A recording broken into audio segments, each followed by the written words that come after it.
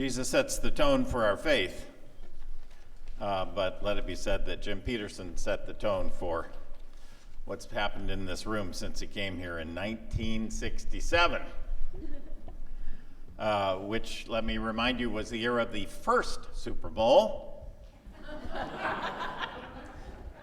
The Apollo 1 fire, if you remember that, and the maiden voyage of the first Boeing 737, the airplane we still ride so often. On the last Sunday in October of 1967, Jim was scheduled to preach a candidating sermon in this room, but he called in sick before he even began, which was interesting, but everyone knew he was the right choice, so he got better and came in the next week. Is that right? Correct me about anything I'm missing here. Anyway, he recovered quickly, and so I see this Sunday as a chance, to fill in that little blank in the beginning, so we can have this, make it a perfect ministry. When Jim began, the average ministry of a Presbyterian minister was about 7 years in a church. 7 years. Hold that thought. If you're as old as Jim and I, you'll remember the vaudeville comedian George Burns. Remember George Burns? He and his wife Gracie Allen, were a team for decades. Someone asked George the secret of his longevity in comedy, and he said, well, I just asked Gracie how her sister was, and she talked for 30 years. Jim talked from the pulpit here for 32. I was invited here in the 90s, early 90s, to be part of an ordination service for Diane Bogwez, who was part of the staff here. And I was to give her the charge, and I came up to the pulpit, and it was covered in these yellow sticky notes. And I wondered, what is this? And then I realized, looking at him, that this was Jim's sermon for the next day, because it was a Saturday. And I figured if I just move him around a little bit, I didn't do that. Near the end of his 32 years at Southminster, Jim warned the congregation against giving money to a sketchy young man who was seen hanging around the church a lot during the week. And he added, however, that if an older, tidy-looking man stood in the pulpit and hit them up for money, they should give him pots of it. I want to have him come up here because he's a good fundraiser, for one thing. And I'm going to start with a few questions, and then please, if you have questions, I imagine some of you who know him better than I will have some interesting questions to ask. Thank you. And before the questions, thank you for that. That's one of the things we asked for when we got married here in '77. I believe that was the right year. Yes, it was. Sally and I have always both had trouble with dates, and so remembering which one it was. What? Closer to the mic? Yep, there you go. go. All right. Okay. Okay. Now you can hear. Yes. Anyway, that was what they sang for us at our wedding in the older sanctuary, which was at the other end of the building. And it's a little like when I did a service for my former father-in-law, twice removed, once by divorce and once by death. They had great speakers on several, all the way through that who spoke, and they would get me in tears, and then I had to go back up and talk again. And so I had to wipe a few. Anyway, first question. Oh, yeah. And this is based on Saturday's sermon where I'd ask people to bring their doubts and questions, and so they're great fun. I understand that when you came here in '67, this was pretty much kind of a neighborhood, white bread, variety Presbyterian church. Really traditional, probably real creedal. What happened? How did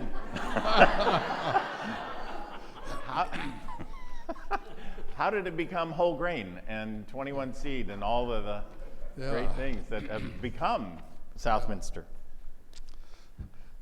Sally noticed this morning that a fellow named Bill Burton had died. Picture in the paper. He was one of the elders here, and they were absolutely fundamental down the line. And when his daughter, and Audrey Burton was his wife's name, when his daughter was about to join the high school program here, where I would have some influence over her, they had a talk with me to see what I was going to teach. And I said, well, I understand the fundamental point of view and how you see that, all of that, and I also understand another way to look at it. And what I would do is to share them both. And I would be honest with yours as well as with mine. And that was too much for them. And so that was what precipitated them leaving. And many of the elders at that time were kind of in that same camp. Peg Tayo was in fact, she was the first elder or woman elected to the session here. And that was a good thing because she was nice and didn't scare them. The second woman on the session here was Georgia Walp, and that scared the socks off of them. And they should have been. Anyway, it was, in fact, Peg came to me about a year later after I was called and said, you know, if we'd understood your theology, we never would have called you. And I said, you know, I knew that, and you didn't ask any of the questions that might have laid it out, and I didn't volunteer any. We just worked out a deal, you know, and but she said, you know, I'm glad we did, because now I am not blue-nosed. I have found I don't feel guilty every Sunday for being a bad person and not doing things correctly and not believing the right stuff about the Bible and about all sorts of things. She said, now I feel comfortable with myself and have kind of made a major turn in my faith, and am delighted for what you brought. Well, it was kind of this week, shake them up a little with some current thinking, and then next week, relax them a little bit. It's sort of and in later years, we adopted that as a philosophy here, or a mission statement, to be a challenging and supportive church. And I found that that also worked for me, that I would have to think new thoughts. And what I had discovered with most of my pastor friends was that they didn't do that. What they did was to keep everybody comfortable and relaxed and safe, and as their thinking changed themselves, they didn't pass that on to the congregation. They had to go somewhere else to kind of speak with a new voice. And I thought, they didn't hire me to do that. And I don't believe that's my job here. I really believe it's to share the best that's available that I can find with the congregation. And in short, to treat them like adults. And so we started to go through, I remember teaching or talking, doing the kids' sermon about Jonah, and said, you know, that's a really good story, isn't it? And they said, oh yeah. And I said, it's a lot like Pinocchio and Geppetto, isn't it? And they said, oh yeah. And I said, is that a real were those real people? They said, oh no. I said, Jonah? No. And the congregation kind of sat there and shook, you know, because I was saying the Bible wasn't literal. Anyway, so a little at a time, we worked that over a long period of time. Now, one piece of the question goes back to, in seminary, I was lucky enough to have been there at a transition time where the thinking was current and the kind of the fundamental approach was sort of in the background, but it really was moving away from that. And when I got to my first church at the coast and started doing Bible study with groups of people, I just couldn't lay out that kind of fundamental, literal sort of approach because it just wasn't real. And so we worked together. And then when I got here, you know, we did the same thing. People questioned and asked, and we would talk. And I really learned a more liberal, challenging approach by doing it a piece at a time. You know, some people have had just life-changing, earth-shattering experiences with conversion. I had mine spread out over all of my life because I was Presbyterian when I was a little baby, you know, and baptized there. But it's just all the way along, a little bit here, a little bit there, a little bit there, and it just kept changing. And the congregation was open to that and ready, and we'd get criticized once in a while, but on the average, it took. And I've kind of moved on. And a couple comments about since then, since I left here, I have talked with some retired friends, and we've kind of agreed we believe more and more in less and less. There were so many things earlier on that we had to believe. Once I was asked to do a service for a couple here from a fundamental church in Beaverton. Their sanctuary wasn't up to it right then. And for them to be, their pastor to allow them to do that, hear that? For their pastor to allow them to get married here, and for me to do it for them, I had to sign a loyalty oath that was, I believe, you know, the virgin birth, I believe literal Bible, I believe in all the miracles, I believe, you know, it was a page full of that stuff. And I looked at it, and it sort of summed up all the things I had pitched out. And I said, you know, the truth is, I don't believe any of those things on that sheet. Oh, well, you just sign it. I can't do that, you know. Anyway, so most all of that I've given up and pitched out. And Marcus Borg said it beautifully in a book. Incidentally, I've used you guys for in many years since. When I go to teach a class, the first thing I tell them is, you know, my memory is really shot, and I can't remember things. And at Southminster, in the middle of a sermon, the last 5 years, when I would just stop, 3 people would call the word out. You know? And I said, I would appreciate it if you did it, because then you don't have to be nervous, oh, he can't get the word, and I won't have to be nervous, I can't remember the word. So won't have to do any of that. So we'll just work together. And you know, they listened harder to help me out. It was wonderful. Anyway, so when I just stop like that, just pitch the word out, because my memory is just really, it's gotten even worse than it was then. So, did you have anything? You already answered like 4 of my questions. Okay.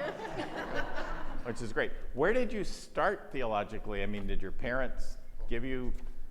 Yeah, I'm real interested in who, you know, spoke to you in your heart that changed you and moved you, do you think?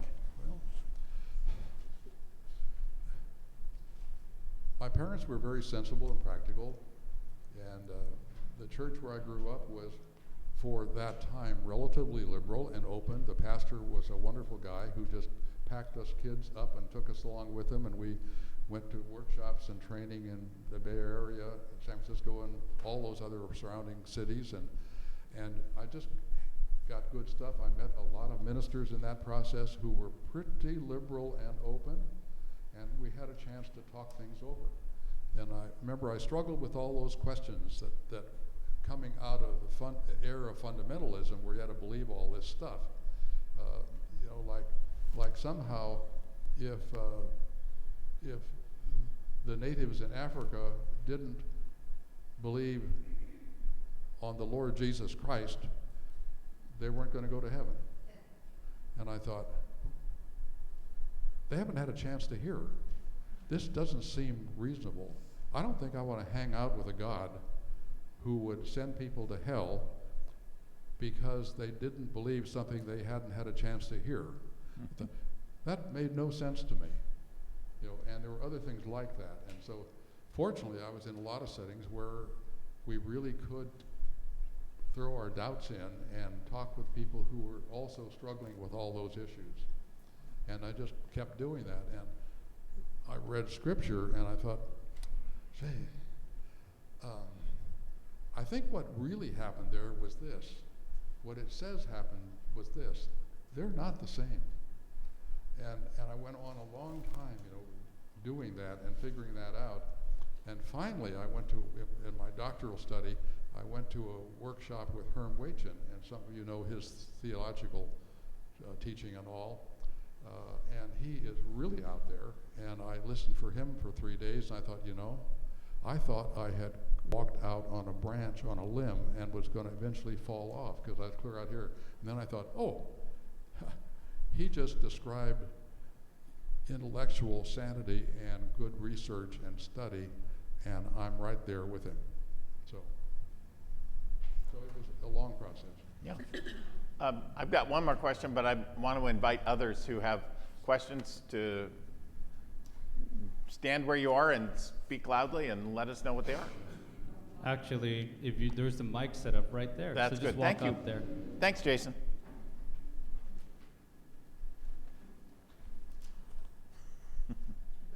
Don't rush to the mic. What are you thinking Well, of? I have no need to rush to any mic. Just as loud as ever, Georgia. No one would disagree. Yeah. However, I remember your mother. Oh, yes. Yeah. She would have no business with the hell and go to and no. all of that. No. So that was your first start. Oh, yeah.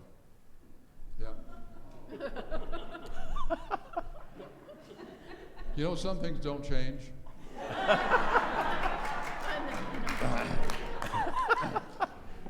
But I got to the place with Georgia Wall where I would call her and say, now, Georgia, there's this issue that I have that I'd like to get taken care of. Will you take on this family for a year or two? Would you walk through the building with me and we would look at things and kind of nod at each other? And a few weeks later, now I never said throw that out or get rid of that stuff. Never said that, but we would just kind of nod. And then a few weeks later when I came in the building, it wasn't there. And I thought, I wonder what happened to that. And anybody who said, what happened to that, I'm not sure. I'm not really clear where it is. Anyway, it kept this place tidy for a long time. Yes? Yeah, by the way, we cannot hear online unless you are on the mic. So talk on the mic. Can't what? What? If you don't talk into the mic, Oh. people online can't hear you. That's why we need the mic. Okay. Okay, go ahead. Me talking to the mic? Am I talking into the mic? No, me. Hi, Mike. Go ahead. Okay. Yes. I would like to know your views and considerations of the dowagers of the church.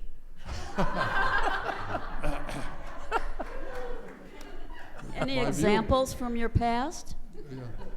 My view of the dowagers is I referred to Pam Gross as one of the dowagers of the church at a public gathering one time.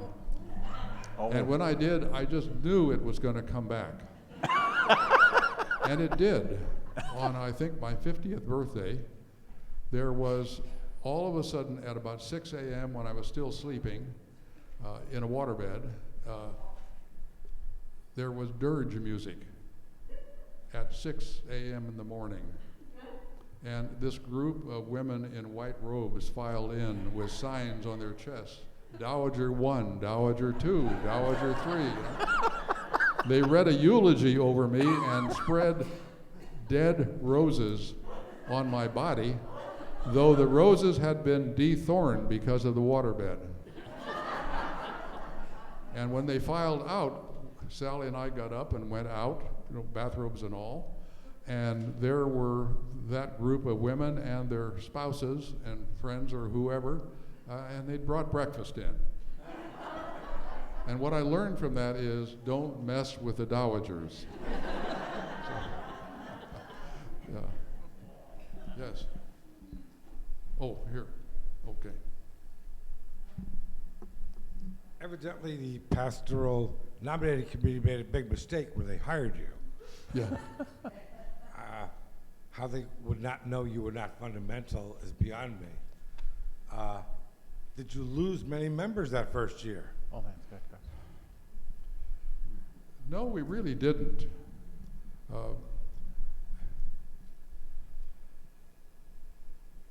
I think I always talked in a way that said, here's how I see it. You may see it very differently. And like when we did Saturday sermons, people could say how they saw it, and I could say how I saw it, and that was okay. It was all right. We sort of valued disagreement and being able to hear each other. And for those of you who know me, you know that that's what's in my book. For those of you who don't, I've written a book about it, which is now sold 40 or 50,000 copies and being used at Liberty University and Seminary in Virginia. That's Jerry Falwell's former operation. And he and I could not be further apart theologically, but they really value the book and sell probably 1,000 a year. And the people who have gone through that program and then teach a class on it somewhere buy it from Amazon for another 1,000 a year. And that's since 2007. And right now I'm working on a 3rd edition of that same book. And so anyway, that being kind of open made it okay. We just saw things differently, and it was all right in most cases. Once in a while, there would be somebody who would come here, and we had many people come in here who were looking for healing after having been pitched out of a fundamental church because of a divorce or something else, and healed, and then about the time they got put back together and kind of resettled on another way to approach faith and all, then they would want to change us back to fundamental. And so we'd have a conversation and say, well, I can suggest some churches where that you might be more comfortable with that. I can understand my preaching would rattle your cage every week. And so you're welcome to stay here, but you're also welcome to, kind of with our blessing, find a place that suits you better. So we lost them once in a while, but mostly we didn't. So, yes. You've been so responsible for empowering women in this church from the very beginning. When I was a brand new member, pretty close to that, you started a thing called the housewife thing in the 80s, which seems funny now that it would be entitled that. But I understand you're also responsible for the first women's retreat and the one that goes on from now. So say a little bit about that, if you will. Well, we had that housewife thing where we could discuss anything in the world. And so we discussed most everything in the world about relationships with husbands and wives and all those kind of interesting things. And the women kept saying things like, geez, my husband gets to go off on a work retreat or trip or something, or gets to eat out and do all of that, and I don't get to do that. And I said, so you have trouble kind of working that out and doing it yourself? Well, I can't, they're the children. I said, so if you left for a weekend with other women, you mean he would let them starve? Well, no, but he would. I said, take them to McDonald's? She said, well, that'd be terrible. So I'd have to leave food. Anyway, we went through all of this stuff for several years. It really was several years. And I kept on and off suggesting, if you really wanted to be together for a weekend, you could. And so finally, they worked it out. They were ready to go, and they called up and said, Jim, we're going to go. Okay, we got the arrangement made with Cardai Hill with this retreat center one night. I said, you couldn't do 2? No, one night's all we. So they went. They had so much fun. It was so meaningful that they called me right when they got back, and they said, we've got the arrangement made for next year. 2 nights. 2 nights. They needed to feel their own oats and value and take charge and do it for themselves, and they finally did. So that's how that started. Yeah. One more question. How has your spirituality evolved since retirement? let's see. How I did didn't your- get the first part of that. How did your spirituality change since retirement? Oh.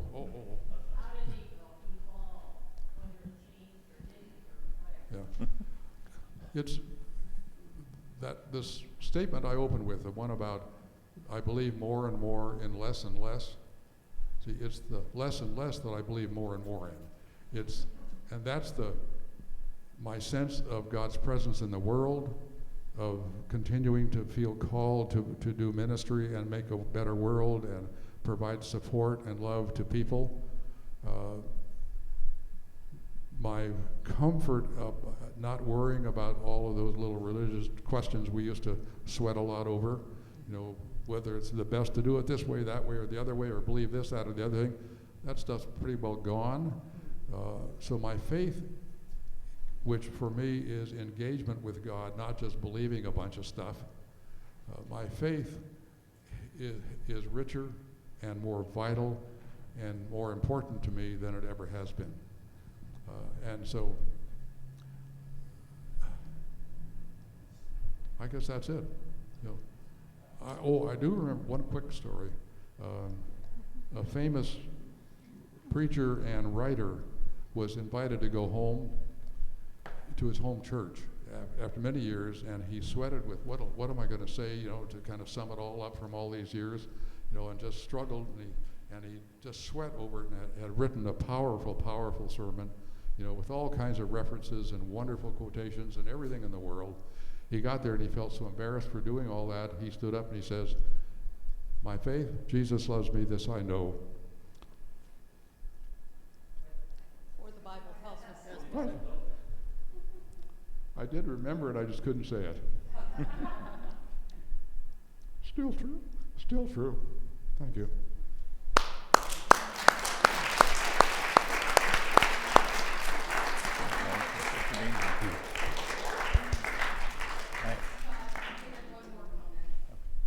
I still remember when Jim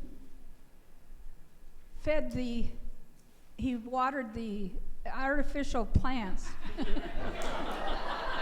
Yeah. We still have that ficus tree around here, and Jim used to water it every Sunday. Make sure it would be fine. Yeah. And then he put tangerines on it one Sunday and called it a miracle. I'm not going to disagree. Thank you.